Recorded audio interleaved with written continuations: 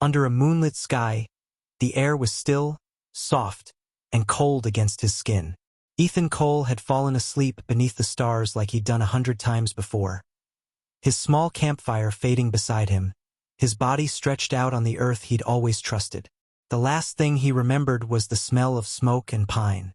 But when he opened his eyes again, the air felt wrong. The stars above him weren't the same. They burned a strange green, and 3 moons hung motionless in the sky. His first breath filled his lungs with metallic sweetness, and when he sat up, the ground beneath him shimmered like glass. His heart pounded as he whispered to himself, "This isn't Earth." In the silence that followed, he could hear it. A low hum vibrating through the soil, rhythmic, alive. The realization hit him harder than the cold. He hadn't been moved. The world itself had changed. Ethan stood slowly, feeling the odd gravity pull on his muscles. In the distance, colossal shapes moved, towers of light bending like the trunks of living trees, each pulsing with a heartbeat of energy. He was naked, alone, and utterly defenseless.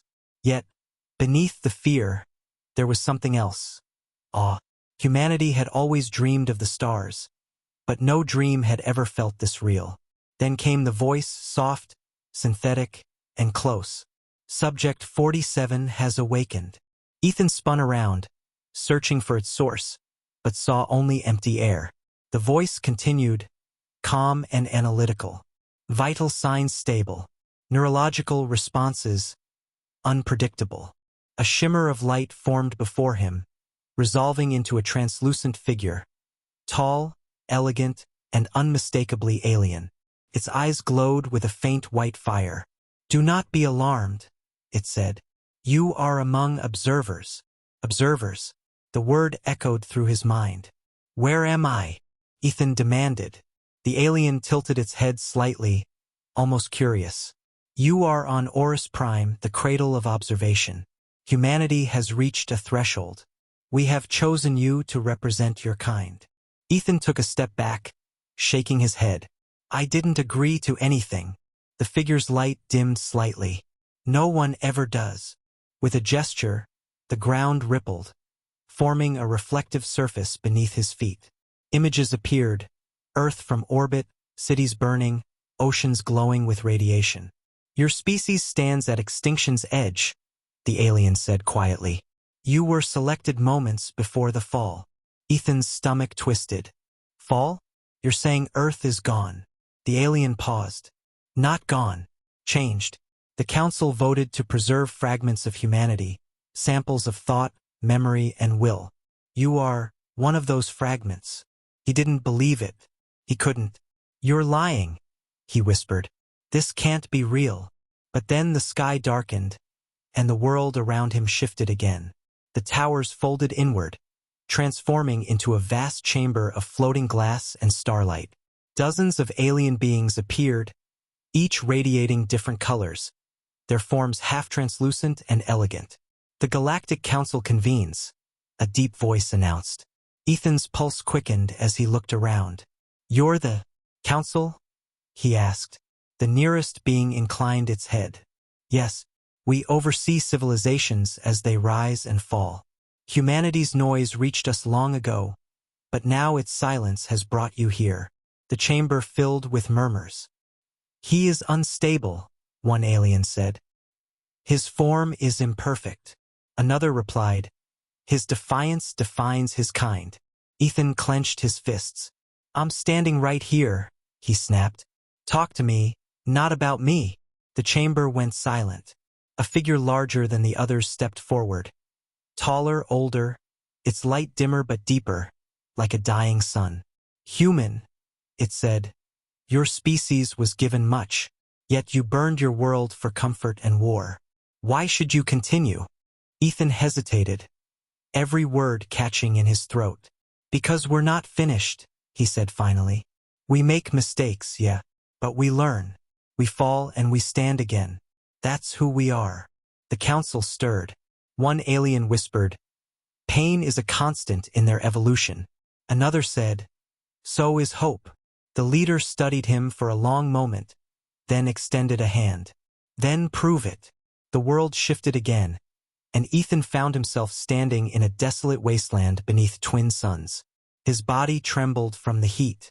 In the distance, he saw others, humans or what looked like them, wandering aimlessly through the dust. He stumbled forward, shouting, "Hey!" But the others didn't respond. They were illusions, memories of the dead, preserved like ghosts. The voice of the alien returned. "This is what remains of your kind's essence, the strength to endure and the curse to destroy. If you wish to restore them, you must remember what it means to be human." Ethan's vision blurred. He fell to his knees, the weight of 1,000 generations pressing down on him. His mind filled with images, wars, laughter, music, love, all the things that made humanity worth saving. "We're not perfect," he whispered, his voice breaking, "but we fight for tomorrow, even when tomorrow doesn't want us." Light erupted from his chest, spreading outward like wildfire. The illusions around him began to move, lifting their heads, reaching toward the light.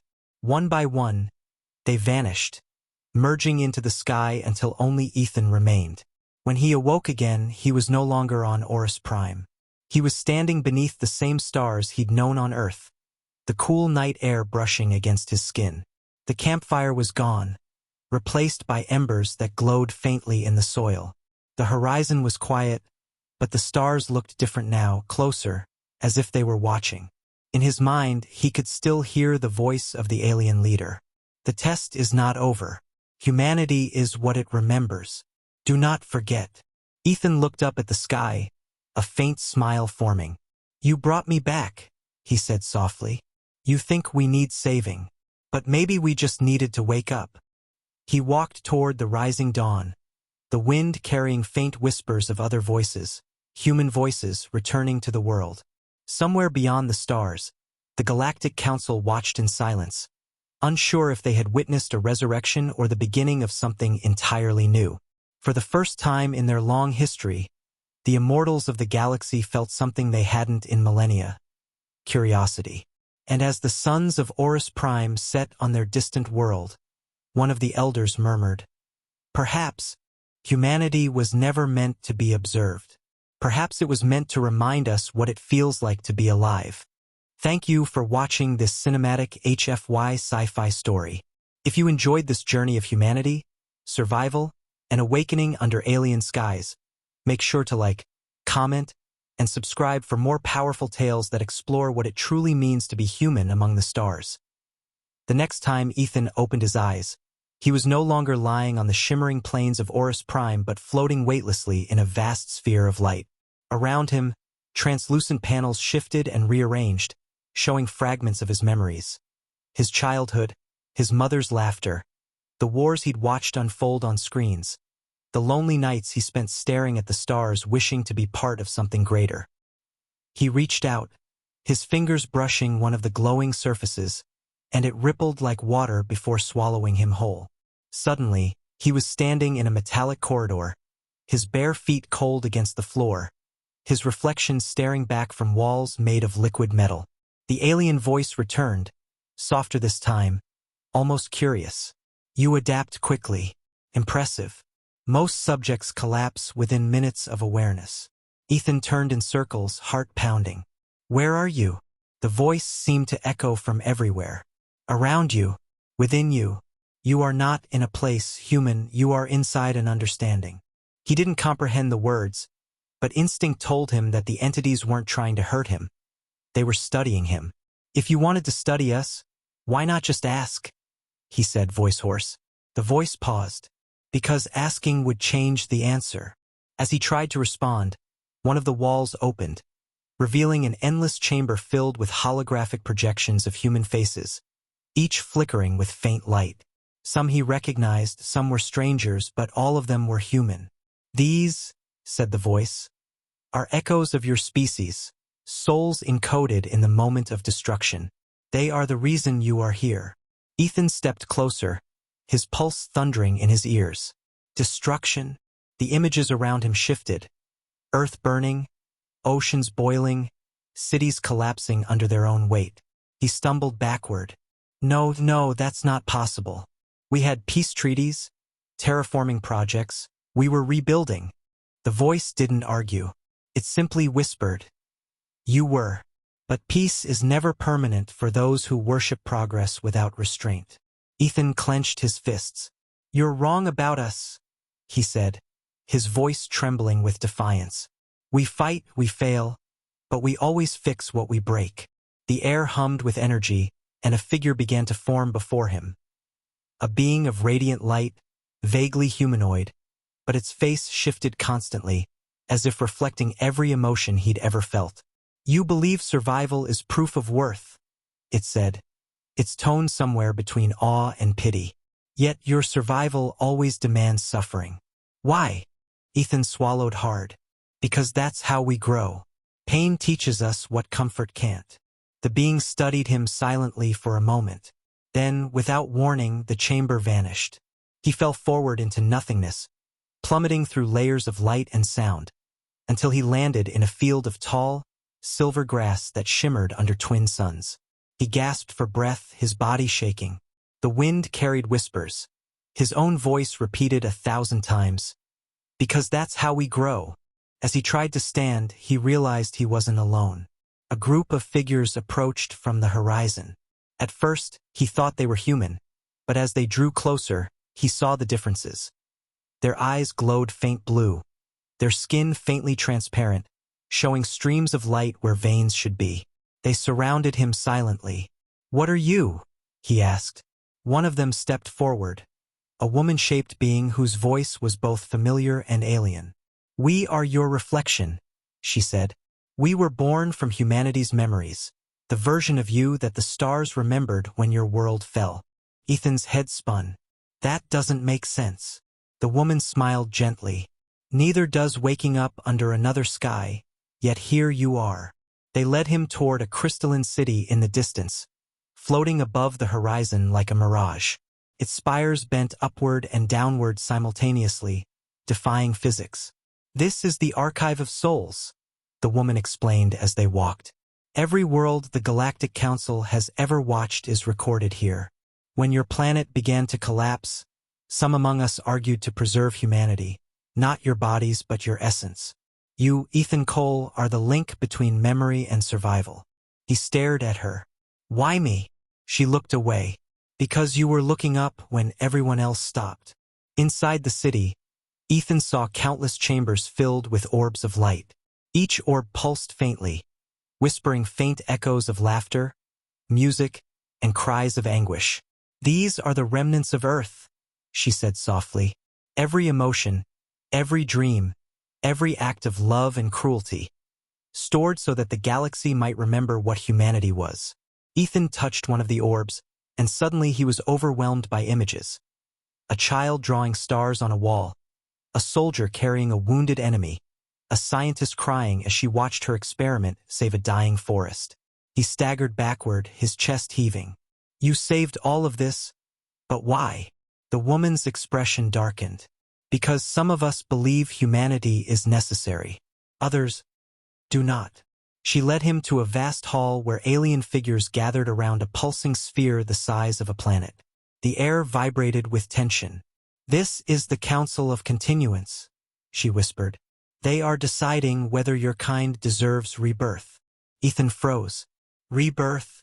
The central figure, a towering alien with wings of pure light, turned to face him. "Human," it said, its voice a chorus of thousands. "Your species has left scars upon the galaxy. Your wars poisoned planets, your greed consumed worlds. Why should we risk your return?" Ethan swallowed hard, feeling the weight of every accusation. "Because we're more than the scars," he said quietly. "We're the ones who regret them, the ones who build again." The chamber rippled with murmurs. "You speak of redemption," said one of the counselors, its form flickering between shadow and flame. "Yet your people destroyed themselves. Why save you from your own nature?" Ethan stepped forward, his voice shaking but strong. "Because even when we destroy ourselves, we learn. We're not perfect, no species is, but we remember. Every mistake, every loss, every hope. You think we're dangerous because we change, but change is how the universe grows."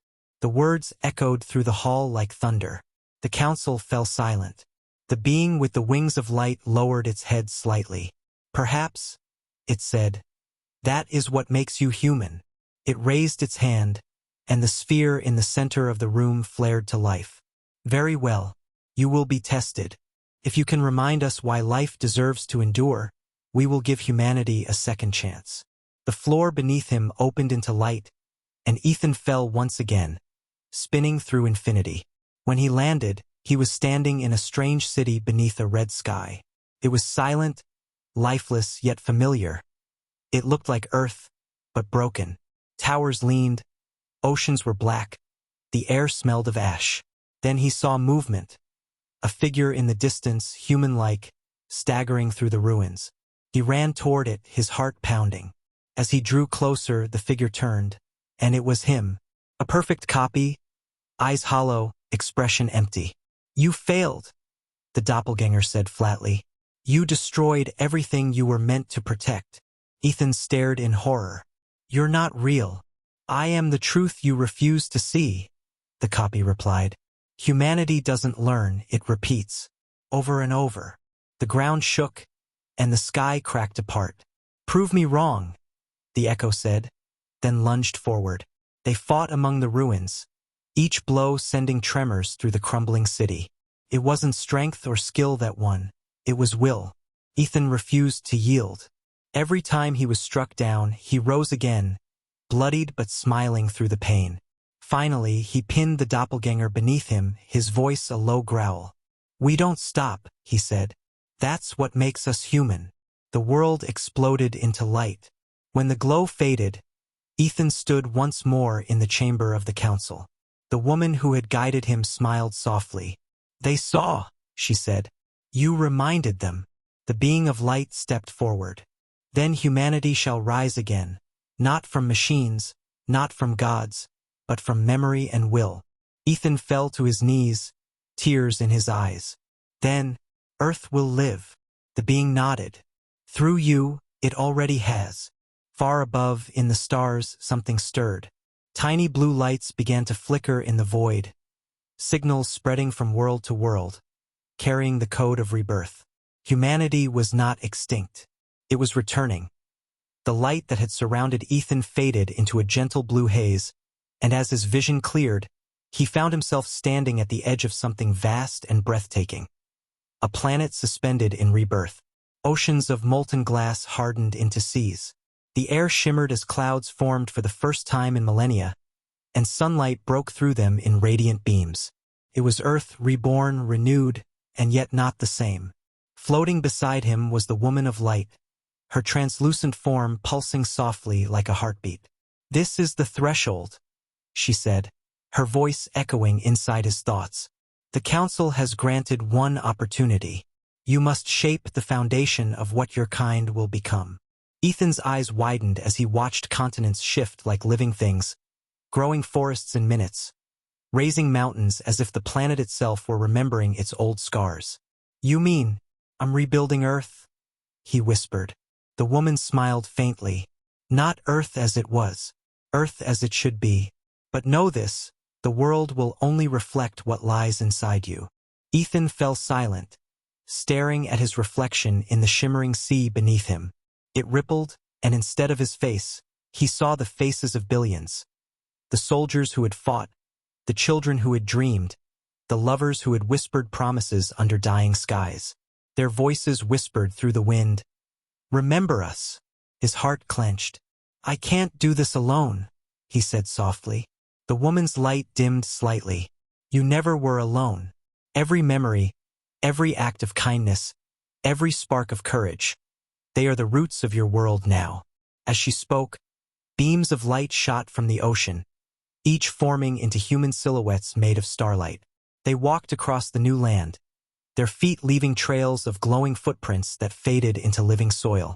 Ethan realized these were the seeds of the new humanity, echoes of the old, reborn from memory. They are pure, the woman said, untouched by greed, hatred, or fear. But that purity will fade, as it must. They must learn pain to understand compassion. Will you let them? Ethan hesitated, torn between the dream of perfection and the truth of human struggle. "If they don't struggle," he whispered, "they'll never truly live." The council appeared once more, vast and radiant in the heavens above him. The leader's voice rumbled through the air, deep and ancient. "You would reintroduce imperfection? You would invite suffering into paradise?" Ethan looked up, defiant. "Suffering is what makes joy real. Without it, they're just ghosts pretending to live."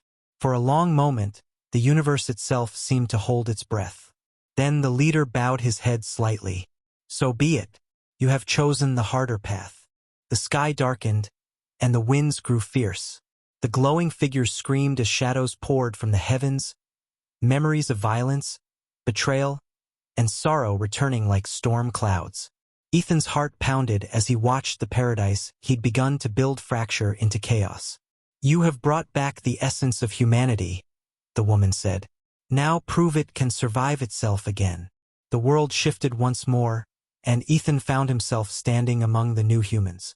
They were afraid, confused by the sudden presence of darkness and emotion. Some wept, others fought. A few looked to him with desperate eyes. "What's happening to us?" one of them cried. Ethan walked among them, feeling both God and man, creator and failure. "It's what we are," he said. "It's what makes us real." He helped one to their feet, then another, teaching them to rebuild their fires, to hunt, to speak. Days became weeks, and the new earth slowly began to find rhythm. Yet in the shadows, a deeper challenge was forming. The council was not unified. Some of its members believed Ethan's decision to reintroduce pain was a mistake. A faction within the council called the Silent Order began working against him, seeking to erase what they called the flaw of humanity. Their leader, a being of ice and perfect symmetry, declared that the human experiment must end before it infected other civilizations. One night, as Ethan sat beside a river teaching a child how to carve symbols into stone, the sky above him cracked open with a blinding light. The woman of light appeared again, but her face was filled with worry. "They are coming," she said. "The Silent Order means to unmake what you've done." Ethan rose to his feet, his heart steady. "Then we stop them." She shook her head. "You don't understand. They can erase you, and every trace of what humanity has become. You are not meant to exist this long." He looked up at the stars. "Then I'll remind them why we deserve to." The next morning, the invasion began. The Silent Order descended from the heavens like shards of frozen light, erasing everything they touched. Forests turned to glass, rivers froze mid-flow, and the sky burned white. Ethan gathered the new humans, leading them toward the mountains. "Run!" he shouted. But one of the crystalline beings appeared before him, its voice emotionless. "You were given mercy, human. You chose chaos instead." Ethan glared at it. "I chose life." The being raised its hand, releasing a wave of energy that struck him full force. He fell to his knees, pain surging through every nerve. "You can destroy me," he gasped, "but you can't destroy what we are." The being hesitated. Something in his tone, a raw defiance born of a creature that should have surrendered, made it pause. "Why do you resist?" it asked. "Because I remember," Ethan whispered. "Because every time you think you've ended us, we begin again." The woman of light appeared beside him, placing her hands against his chest. "Then remember this too," she said. Her energy poured into him, merging her essence with his. His body blazed with light, his veins glowing like molten stars. The crystalline being stepped back, shielding its face as the ground trembled. Ethan stood, his voice echoing across the sky. "You wanted to see what makes us human? It's this: we break, we bleed, we fall, but we always rise." The light exploded outward, engulfing the battlefield. When the brilliance faded, the Silent Order was gone, dissolved into dust. The woman of light was gone too, her form absorbed into him. The world was scarred but alive. Ethan fell to the ground, exhausted, but as he looked around, he saw the new humans standing together. Not perfect, not peaceful, but alive. They began to help each other, rebuilding, comforting the wounded, finding courage in the ruins. He smiled weakly. "They'll be okay," he murmured. Then he heard the familiar voice of the council leader echoing across the horizon. "You have done what we could not. You gave them freedom, even from us." Ethan's body began to fade, his light dispersing into the wind. "So that's it?" he asked. "My part's over?" The voice softened. "Your story ends, but theirs begins. Humanity will remember you, not as a god, but as one of them." He nodded, a tear slipping down his cheek. "That's all I ever wanted." As his form dissolved into starlight, the new humans gathered around the place where he vanished, marking it with stone and fire. Generations later, they would tell stories of the man who awoke beneath a foreign sky and taught the world how to live again. In the archives of the Galactic Council, his name was recorded in the oldest language of the stars, Ethan Cole, the first dreamer. And somewhere beyond the veil of light, the woman's voice whispered to him one last time, soft and eternal. "Sleep well, human. You woke the universe." Centuries passed. The fires that Ethan Cole had lit burned through the ages, their glow carried in the hearts of the people who came after him. The world he had rebuilt, once barren and fragile, was now vibrant and alive. The new earth had learned balance. The mountains were rich with crystal veins, forests shimmered with luminous leaves, and cities rose again, but not from greed or conquest. They grew like living things, woven into the rhythm of the planet itself. Humanity had changed, evolved not into something beyond emotion, but into something that finally understood it. And though generations had forgotten his face, his name lived in whispers, in bedtime stories told under alien stars. The tale of the Bear Sleeper, the man who had fallen asleep under one sky and awakened to rebuild another. The Galactic Council watched from afar. Where once they had ruled the cosmos with silent arrogance, now they studied the humans with quiet awe. The Council archives recorded the reborn species as Terran remnants, Class 9 resurgent civilization, but behind the sterile terminology was fear, a growing realization that these descendants of Ethan Cole were not like the others. While most civilizations grew stagnant after achieving peace, humanity thrived within its contradictions. They argued, they loved, they questioned, and through it all they advanced, not as conquerors but as seekers. Their scientists explored the stars not to own them, but to understand them. And yet, for all their enlightenment, one truth remained. The stars still remembered how humanity fought when cornered. The legend of their pain-born strength became a warning whispered among alien fleets. "Do not wake the sons of the sleeper." It was the year 700 of the New Dawn when the first Terran vessel broke free of the solar cradle. The ship, named Alicia, carried 200 souls across the dark, powered not by greed or colonization, but by curiosity. Its captain, Lyra Cole, the last blood descendant of Ethan, stood at the helm, her gaze fixed on the endless expanse ahead. She was everything her ancestor had hoped humanity would become: fierce, compassionate, and endlessly curious. In her quarters, an old relic hung above her desk. A single stone tablet, carved with ancient words, "We fall, we rise." It had been passed down through her family for generations, its edges smoothed by touch and time. Every Terran child knew the phrase, but few truly understood its origin. Lyra did. She had dreamed of the man beneath the alien sky every night since childhood. When the Alicia exited the worm corridor near the border of Council territory, they expected to find peace. Instead, they found a blockade. Hundreds of alien warships loomed ahead, their lights burning cold and blue. The Council had gathered. Lyra stood on the command deck, her crew tense around her. "Open a channel," she ordered. The holographic display flickered to life, revealing the same ancient beings who had once judged Ethan Cole's soul. They looked older now, dimmer, but their eyes still carried that same depth of impossible knowledge. "Descendant of Earth," the leader intoned, "you cross forbidden skies. The Council forbade your kind from venturing beyond your reborn system." Lyra's jaw tightened. "You gave us life," she said, "not chains." The silence that followed was heavier than gravity. One of the counselors leaned forward. "We did not save you to let you repeat your past.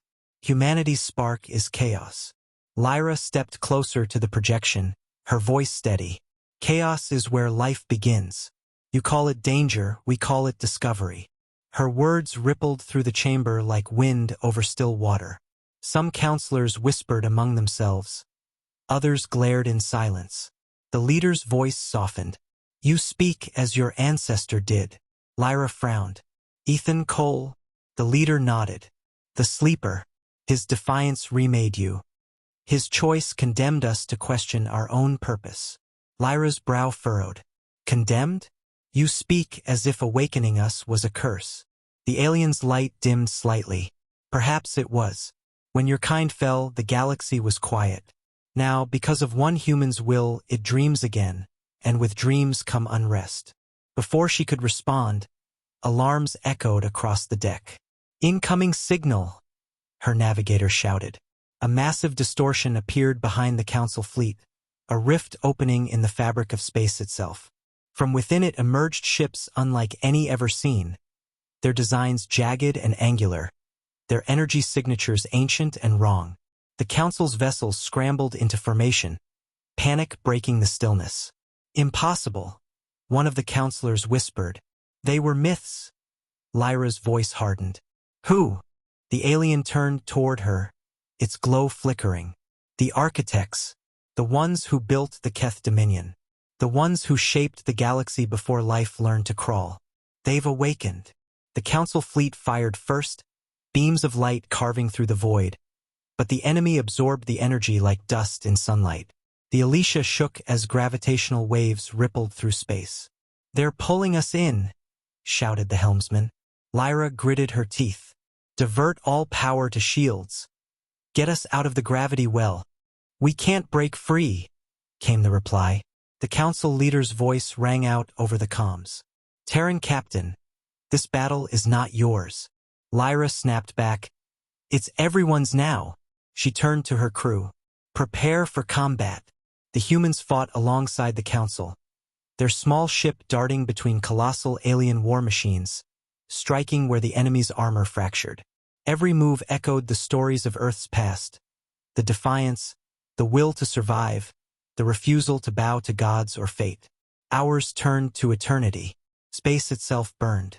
Then, in the heart of the chaos, the Council flagship took a direct hit, its light dimming to embers. The leader's voice crackled through static. Human, hear me. Lyra's screen flickered to life, showing the ancient being's fading form. The architects seek to erase all that was rebuilt. The flame of your ancestor cannot be lost again. Lyra's throat tightened. What do you need? The alien extended a glowing hand toward her through the hologram. Take the core.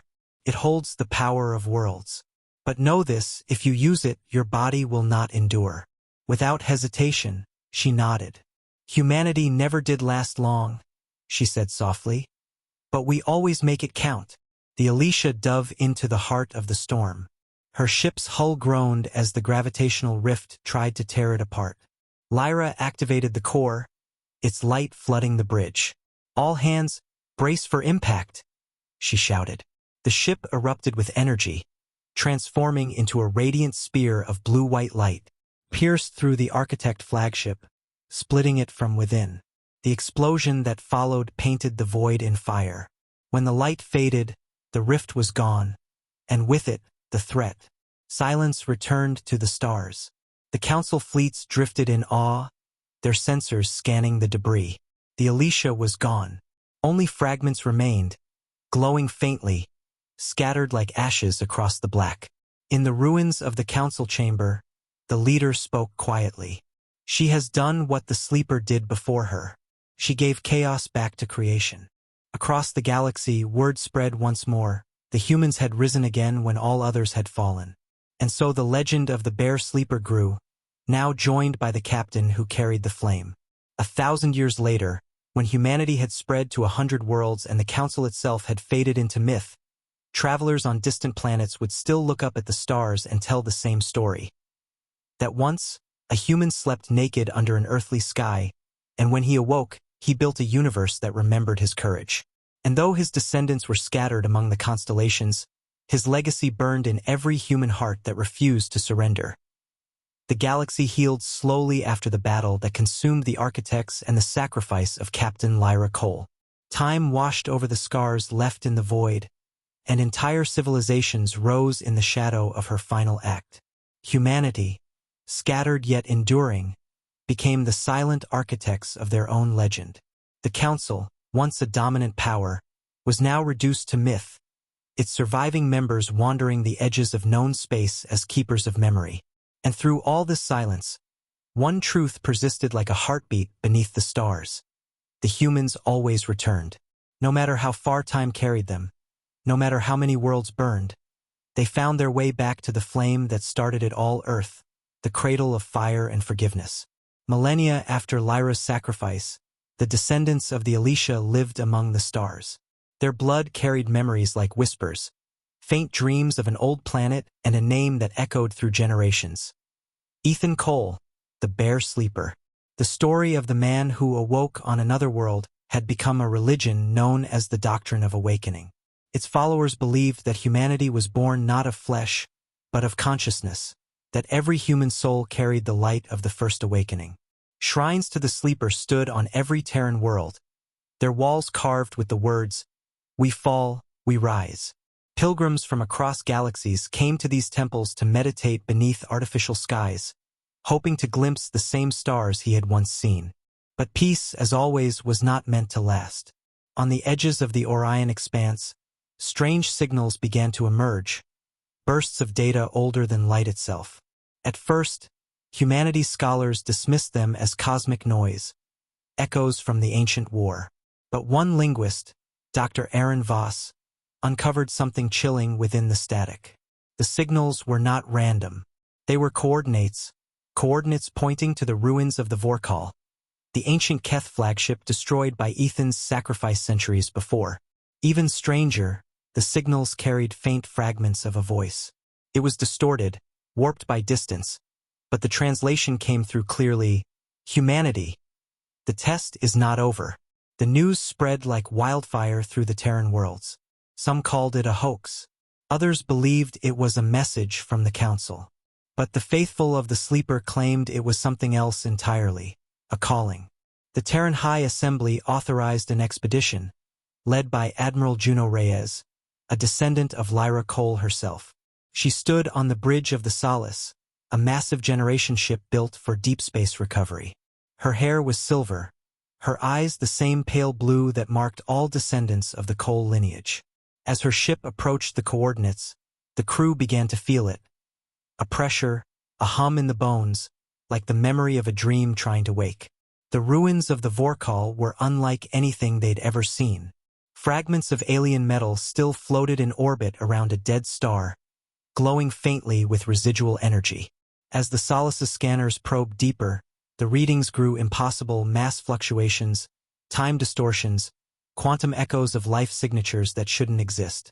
"Something's alive in there," whispered the navigator. Juno stared at the main display, her voice steady. "Then let's go find it."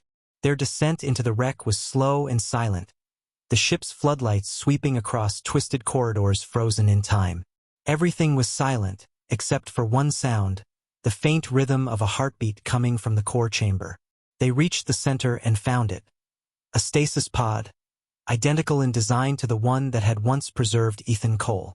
But this one was cracked, leaking streams of blue light that pulsed in sync with the heartbeat. Juno approached carefully, her breath catching. Inside the pod was a man or something shaped like one. His skin glowed faintly, his body suspended in a fluid that shimmered with light. "Can we identify him?" she asked. The ship's AI responded softly. "Genetic markers. Human origin. Age, indeterminate. Energy reading exceeds known limits." Juno's hands trembled. "You mean, he's one of us?" Before the AI could answer, the pod cracked open. The air shimmered with light as the man's eyes opened, bright as twin suns. He stepped out slowly, his movements heavy, ancient. "Where am I?" His voice was human, yet layered, as if carrying echoes of other lives. The crew stepped back, awe and fear mingling in their eyes. Juno approached cautiously. You're safe. You're among humans. The man's gaze locked on hers, and something flickered behind his expression. Recognition, grief, memory. Humans, he whispered, almost to himself. It's been so long. He looked down at his hands, flexing his fingers as though rediscovering them.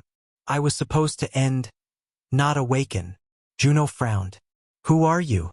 He hesitated, his voice trembling. My name was Ethan. The chamber fell silent. Every crew member froze, their minds unable to process what they had heard. Juno's heart pounded. That's not possible, she said. Ethan Cole died millennia ago. The man, Ethan, closed his eyes. Maybe I did, he said softly. Or maybe the galaxy just wasn't done remembering me. He looked up at her, his eyes burning with quiet sorrow. You shouldn't have come here. The council didn't destroy the architects. They only buried them. And now... His voice faltered as the ship's alarms began to blare. Now they're waking up again. The stars outside the wreck began to distort, warping like reflections in rippling water. The crew scrambled to their stations. We've got multiple energy signatures, shouted the sensor officer. They're everywhere. Ethan's face darkened. They're not ships. They're echoes, fragments of the architect's will. They've been waiting for a human mind to anchor to. He turned to Juno. Your people carry my memories. That's why they called you here. They need a spark of consciousness to return. The ship began to shake violently. If they rise again, he said, they'll erase everything, every world, every dream. Juno gritted her teeth. Then we stop them. Ethan smiled faintly, the same defiant smile he had worn beneath alien skies long ago. You sound like her, he said. Like Lyra. The ship groaned as the energy storm intensified. We don't have time, he said, gripping her arm. The only way to stop them is to end what I began. My essence, the part that connects me to them, has to burn out completely. Juno shook her head. No, you just came back. His voice softened. So did humanity. Because of me. Because of her. That's enough. He stepped toward the core of the ship, his body glowing brighter with every step. Tell them, he said, his voice now a whisper carried by the rising storm. Tell them the sleeper finally woke. And then, with a final breath, he placed his hand on the ship's reactor. The explosion was silent. A wave of light that rippled across the void, consuming the architect echoes, sealing them away once more. When the light faded, the solace was gone. Only a single beacon remained, transmitting a final message into the dark. We fall, we rise. On every Terran world, the message arrived at once, carried on frequencies older than time. Children looked to the skies as the stars shimmered brighter for a moment, like the universe itself had taken a breath. The faith of the sleeper grew stronger, spreading through the galaxy as both religion and remembrance. And though Ethan Cole was gone once again, his legend deepened, echoing through the very fabric of space. In the archives of the Galactic Council, beneath dust and silence, an old record flickered to life. It contained a single entry, written in human words long forgotten by the stars. He slept under one sky, awoke under another, and taught the universe how to dream.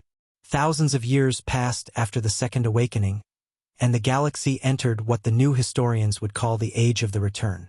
Humanity, now scattered across thousands of worlds, had become something more than a civilization. They were a living legend, a story that every species in the cosmos knew, even if they didn't believe it. The story of Ethan Cole, the man who slept bare beneath an earthly sky and woke to rebuild creation, had become the axis around which entire cultures spun their myths. From the crystalline towers of the Valkyrie to the molten temples of the Farine, his name was spoken not as a god's, but as a reminder that even in endless darkness, one soul could light a fire. But as the centuries stretched on, the truth behind his legend began to blur. Scholars argued whether Ethan was ever real, whether the Council's archives were forged or rewritten. Some claimed he was a simulation, an echo left by the ancient AI that governed the first galactic councils. Others swore he had ascended, transformed into something beyond flesh, the eternal human. Yet among the stars, one thing was constant. Every time the galaxy faced extinction, his words came back like a prophecy whispered through static. We fall. We rise. By the year 12,400 New Dawn, humanity had become the backbone of galactic diplomacy. Their fleets no longer waged war, they carried medicine, technology, and peace. They were healers now, builders of unity between races that had once feared them. The old council was gone, replaced by a new order known as the Union of Light, and at its head stood a human chancellor named Kale Arden, a direct descendant of both Ethan and Lyra Cole. He was tall, gray-haired, and sharp-eyed, a man whose quiet voice carried the weight of generations. He often said that every decision he made with a ghost standing behind him, the ghost of the sleeper. On the day the Union dedicated its grand monument, the Pillar of Dawn, Kale addressed the galaxy. His speech was broadcast to 1,000 worlds. Our ancestors began with nothing but sky and stone, he said, his voice steady and full. They learned pain so that we might learn peace. They endured extinction so that we might endure memory. The Bear Sleeper's gift wasn't salvation. It was a question. What will we do when no one is watching? Across the cosmos, people listened in silence, some weeping, others kneeling. It seemed that humanity had finally fulfilled its promise. But destiny, it seemed, was never finished with them.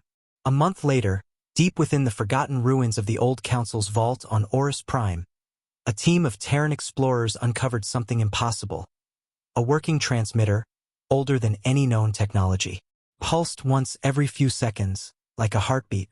When powered, it broadcast a signal across hyperspace, a single message repeating endlessly. The translation chilled everyone who heard it. The sleeper is dreaming again. Panic swept through the Union. Kale personally traveled to Horus Prime to oversee the investigation. The ruins were quiet, buried beneath kilometers of glass and stone. When they activated the device fully, a holographic image appeared in the air. Grainy, flickering, but unmistakable.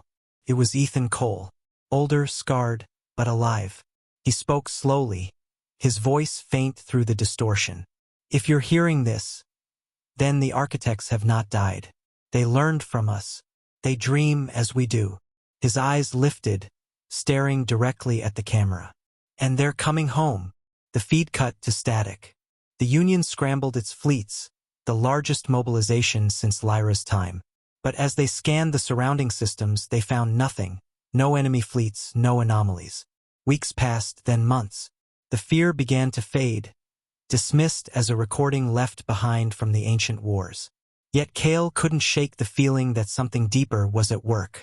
He returned to his ship, the Horizon, and studied the signal. It wasn't just a transmission. It was a pattern, a coded sequence hidden within the message's waveform. And when decoded, it revealed coordinates. Not to another planet, but to a point outside known space. Beyond even the reach of light. He made the decision in secret. With a small crew, he set course for the void. The journey took years. They passed through regions where time folded, where stars bent backward upon themselves, where entire galaxies appeared as ghosts. And then one day, they found it. A planet orbiting a dying sun, its surface dark and lifeless. At its center stood a single structure, a vast obsidian dome half buried in sand. As they approached, Kale felt something stir in his chest, an emotion that was not his own. It was recognition. Inside the dome, they found a chamber identical to the one where Ethan had once awoken. In its center floated a single stasis pod. It was empty, cracked open from within. On the wall behind it, carved in human script, were words that made Kale's breath catch in his throat. "Sleep well, my children. The stars will need you again." He touched the inscription, and the walls came alive. Holograms filled the chamber. Scenes of the past, of Ethan's battles, his sacrifices, his final awakening. But as Kale watched, the images began to change, showing the future. Fleets burning, stars dying, entire civilizations collapsing under something unseen. And then, the image of Ethan appeared once more. "I knew one day you'd find this," he said softly. I left this world behind not as a warning, but as a beginning. The galaxy thinks the architects are gone. They aren't. They became the dark between stars, the silence after victory. When the time comes, you'll know. The flame must rise again. The hologram faded. Kale stood in silence for a long time. Then he whispered, "You're still out there, aren't you?" He left the chamber, but as his ship ascended back into the void, his sensors picked up something on the edge of the dying system. A faint energy pulse, rhythmic, steady, unmistakable. A heartbeat. He turned toward it, unable to help himself. "Ethan?" he murmured. There was no reply, only the faint whisper of static across the comms. And then, a voice so soft it could have been imagined. "Keep watching the sky, Kale. I never really stopped dreaming." Back in the heart of the galaxy, the Union recorded one final anomaly before the transmission ended. A star igniting where there had been only darkness. Scientists would later name it Cole's Light. It became a navigation star for travelers, a fixed point in the ever-changing void. And for every ship that passed beneath its glow, captains would whisper the same old Terran saying, handed down through eons. He slept under one sky, awoke under another, and still, he watches over us. Outro. Thank you for watching this final chapter of He Slept Bare Under Earth's Sky, then opened his eyes on another world. If you felt the power of humanity's journey across time and stars, remember to like, comment, and subscribe for more cinematic HFY stories. The sleeper's flame never dies. It lives in every human who dares to dream among the stars.